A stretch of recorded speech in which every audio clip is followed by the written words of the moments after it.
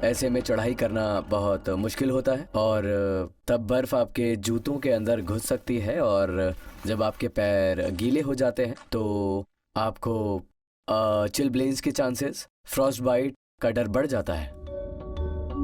रात होने को है और टेम्परेचर और ज्यादा नीचे गिर जाएगा। हेमंत को एक शेल्टर बनाना पड़ेगा, वो भी यहाँ मौजूद इन सभी चीजों की मदद से। इग्लू बनाने के लिए हमें थोड़ी फ्लैट जगह की ज़रूरत पड़ती है। फिर बर्फ़ को पैरों से दबाकर थोड़ा सख्त बनाना होता है। इसके बाद आप अपनी खोखरी से बर्फ़ को काट कर उसकी ईंटें बनाते हैं और सॉफ्ट स्नो को आप सीमेंट की तरह इस्तेमाल कर सकते हैं। तो ये ईंटों और सीमेंट से किसी बिल्डिंग को बनाने जैसा ही है। तो किसी इग्लू को बनाने में काफ़ी टाइम लगता है। इग्लू बनाने के बाद अगली बारी होती है आग जलाने की। मैंने आग जलाने की शुरुआत कर दी है। मैंने थोड़ा बहुत टिंडर भी इकट्ठा कर लिया है, लेकिन ज़्यादातर घास गीली है इसलिए उसे जलाने में काफ़ी मुश्किल होगी। और मुझे थोड़ी सूखी लकड़ी की शेविंग मिल गई जिसे मैंने किंडल या मेन फ्यूल की तरह इस्तेमाल किया। मैं कोशिश कर रहा था लेकिन उसके बाद भी आग नहीं जल रही थी। शाम हो रही थी, हवा भी तेज़ हो गई थी और इससे मेरी मुश्किलें और बढ़ गई थी। मैंने आग जलाने की कोशिश करीब आधे घंटे से 1 घंटे तक की, लेकिन इससे धुआं उठता रहा लेकिन ज़्यादा लपटें नहीं निकल पाई। तो मैं हिम्मत हार गया और मैं बहुत थका हुआ था, तो मैं इस इग्लू में घुसा और लेट गया। हालांकि ये काम चलाऊ है, लेकिन हेमंत को उम्मीद है कि रात कट जाएगी।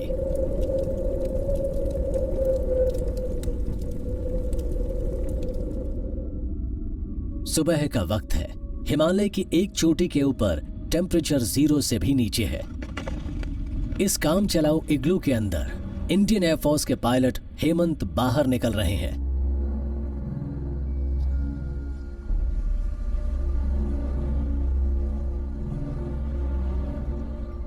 सुबह जागते ही मेरी सबसे पहली कोशिश थी कि कुछ ऐसा हासिल करना जिससे मैं सस्टेन कर पाऊं पूरा दिन। या खाने के लिए कुछ भी नहीं था, तो मेरे पास एक ही ऑप्शन था। मुझे चाय बनानी थी और उसके लिए पाइन लीव्स की ज़रूरत थी। शुरुआत में मैंने बर्फ़ को पिघलाकर उसका पानी बनाया, फिर मैंने उसमें पाइन की कुछ पत्तियां डाली चाय बनाने के लिए। और ये बहुत न्यूट्रिशियस होती है, इसमें काफ़ी विटामिन सी होता है, इससे एनर्जी और न्यूट्रिशन मिलता है और इसके ज़रिए मैं आज सरवाइव कर सकता था। सबसे पहले ये अपने लिए चाय बनाते हैं। अब इन्हें अपनी लोकेशन मार्क करनी है ताकि इन्हें ढूंढने वाले लोग इन्हें लोकेट कर पाएं।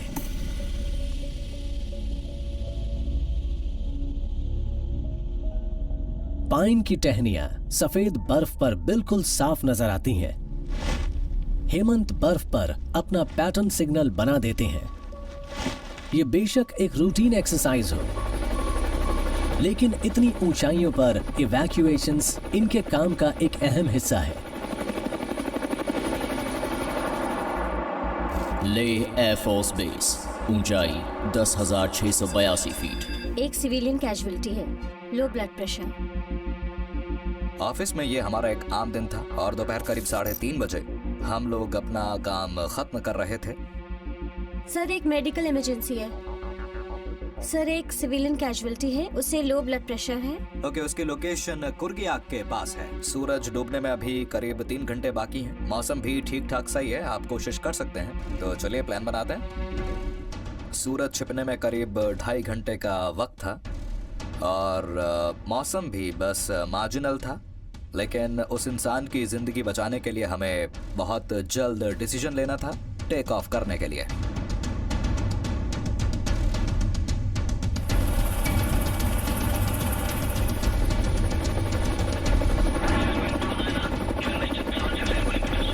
यहाँ लोगों की बस्तियाँ काफ़ी दूर इलाकों में मौजूद हैं। उन तक सड़कें गिनी चुनी ही हैं और वो भी साल में 5-6 महीने बर्फ़ की वजह से बंद रहती हैं। साथ ही यहाँ मेडिकल फैसिलिटीज़ भी बहुत कम हैं, इसलिए इन इलाकों में हमारा रोल बहुत ज़्यादा इम्पोर्टेंट हो जाता है।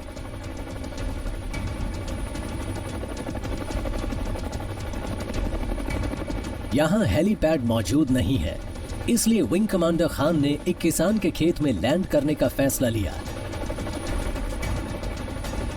साथ आए क्रूज भी पास ही मौजूद हैं। उनकी मदद के लिए तैयार है।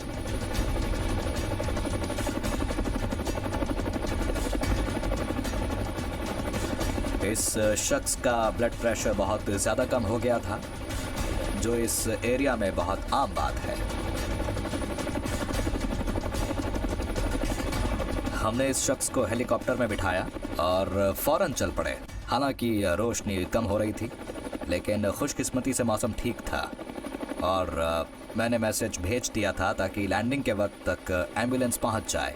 एम्बुलेंस वहां मौजूद थी, इसीलिए इस शख्स को मेडिकल एड दी जा सकी और इसकी जान बचाई जा सकी।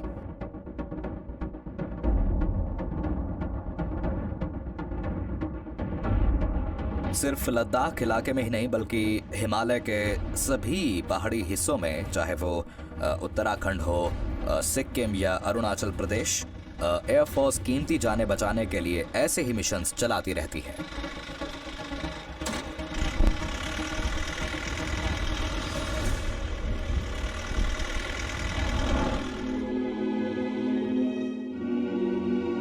ऊंचाई वाले इलाकों में खुशी जैसे बहुत जल्दी अलविदा कहने लगती है। बेहिसाब ठंड, थिन एयर और मुश्किल हालात एक साथ मिलकर मिलिट्री पर्सनल से उनकी ताकत और सेंस ऑफ पर्पस छीनने लगते हैं। Leh air force base. लेह में फोकस्ड और स्ट्रांग बने रहने की स्ट्रगल हमेशा जारी रहती है।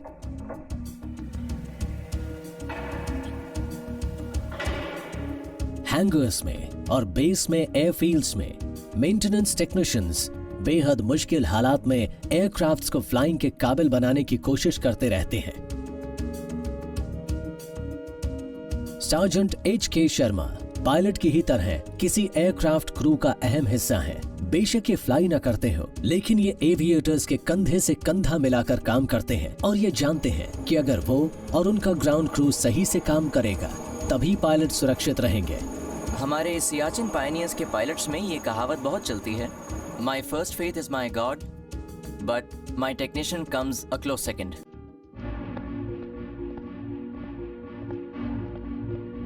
मौसम काम के हर पहलू पर असर डालता है।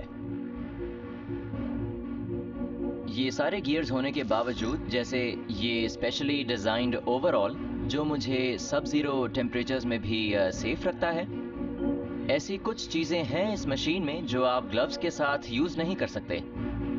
तो उसके लिए मुझे क्या करना होता है, ये ग्लव्स निकाल के वो मेटल पोर्शन टच करने होते हैं और मेटल पोर्शन इतने ठंडे होते हैं कि कभी कभी ये होता है कि स्किन चिपक जाती है और बाहर निकल आती है। लेकिन ये तो मेरा जॉब है और मैं ट्रेंड हूँ इन सारी एक्टिविटीज़ को करने के लिए। मैं ट्रेंड सोल्जर हूँ और मेरी कुछ ड्यूटीज़ और रिस्पॉन्सिबिलिटीज़ हैं मेरी इस मशीन के लिए और ख़ासकर उन सारे पायलट्स के लिए जो इन मशीनों का यूज़ करते हैं। H.K. शर्मा जैसे लोगों की वजह से ही दुनिया के सबसे ऊंचे सियाचिन जैसे बैटल ग्राउंड पर टिके रहना मुमकिन हो पाता है। स्क्वाड्रन लीडर गुप्ता के तहत लेह में अपनी ट्रेनिंग पूरी करने के बाद flight lieutenant Anirudh Grover Siachen base camp में पहुंच गए। जल्द ही वो अपनी पहली फ्लाइट को ग्लेशियर तक ले जाएंगे। लेकिन मैन और मशीन दोनों को एक बार फिर से खराब मौसम के आगे झुकना पड़ता है और फ्लाइट लेफ्टिनेंट ग्रोवर को अपने ग्लेशियर कैप्टन के बैच को हासिल करने के लिए थोड़ा इंतजार करना पड़ेगा। Flight lieutenant Grover Siachen glacier तक अपनी पहली फ्लाइट को ले जाने को बेताब है। हेलीपैड पर जबरदस्त एक्टिविटी चल रही है। सोल्जर्स हेलीकॉप्टर में जरूरी सामान डाल रहे हैं।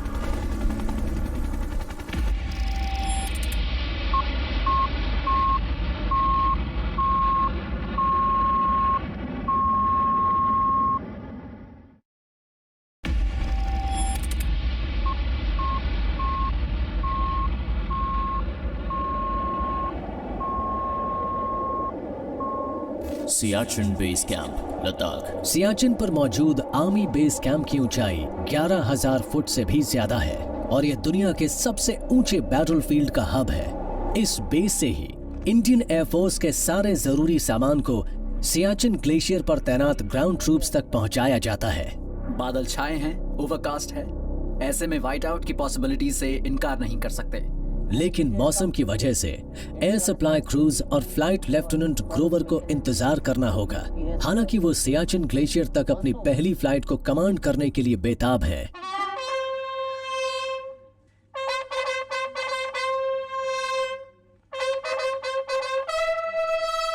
हमेशा बदलता मौसम एक बार फिर बदला और ये बेहतर हो गया। हेलीपैड पर काफी गहमा गहमी है क्योंकि सोल्जर्स हेलीकॉप्टर में सारे जरूरी सामान को लाद रहे हैं।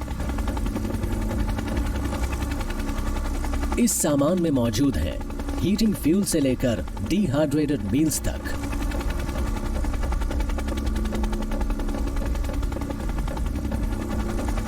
यहां टेक ऑफ करना एक शुरुआती कदम है।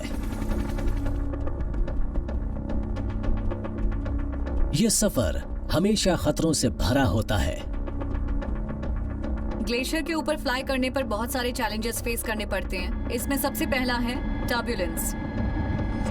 दूसरी बड़ी प्रॉब्लम होती है व्हाइट आउट। हम सब जानते हैं कि ग्लेशियर पूरी तरह से व्हाइट होता है, इसलिए बहुत केयरफुल रहना होता है क्योंकि इससे डिसोरिएंटेशन हो जाता है। पता नहीं चलता कि होराइजन कहाँ खत्म हो रहा है और टेरेन जो कि व्हाइट होता है वो आसमान से कहाँ मिल रहा है, specially on a cloudy day. इसलिए मुझे लैंडिंग के दौरान बहुत ही केयरफुल रहना पड़ेगा क्योंकि यहाँ भी मुझे जमीन का अंदाजा नहीं होगा। फ्लाइट लेफ्टिनेंट ग्रोवर एक चैलेंजिंग पिलर लैंडिंग कर रहे हैं और वो ये काम बखूबी करते हैं।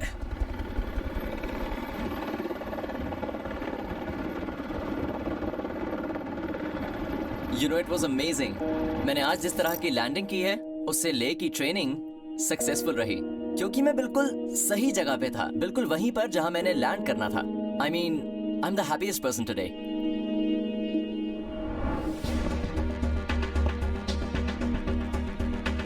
Good afternoon, officers. Please have a seat. Siachen Pioneer mess में आज एक छोटी सी लेकिन बहुत अहम सेरेमनी हो रही है।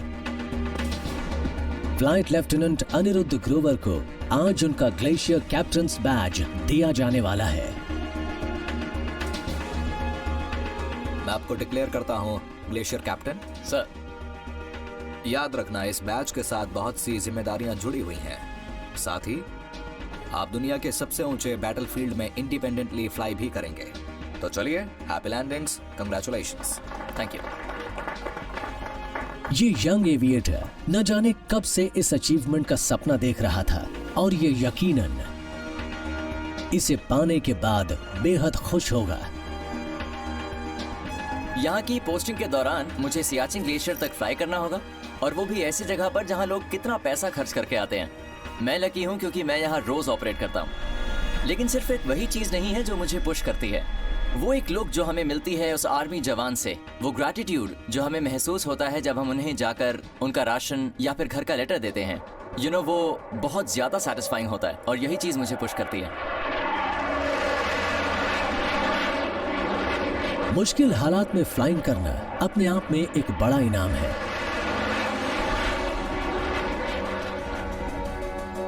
नेचर से जुड़े मुश्किल हालातों पर जीत हासिल करके बहुत खुशी होती है, लेकिन अपनी जान दांव पर लगाने वाले इन सोल्जर्स के लिए जो सबसे बड़ा इमोशन है वो है सैटिस्फैक्शन।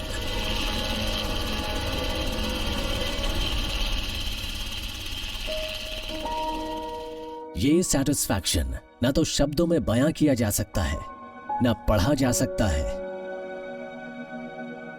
और ना ही महसूस किया जा सकता है।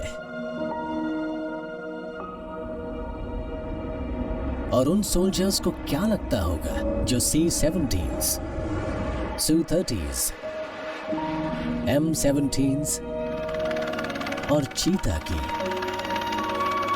इन मुश्किल आइस फील्ड्स पर बेहिसाब ठंड और तेज हवाओं से लड़ते हुए दूर से आ रही इन एयरक्राफ्ट्स की वेलकमिंग साउंड सुनते होंगे। अचानक जब पूरे सन्नाटे में मेरे को आसमान में हेलीकॉप्टर की आवाज़ सुनाई देती है तो जो खुशी मेरे को होती है मैं उसे डिस्क्राइब नहीं कर सकता।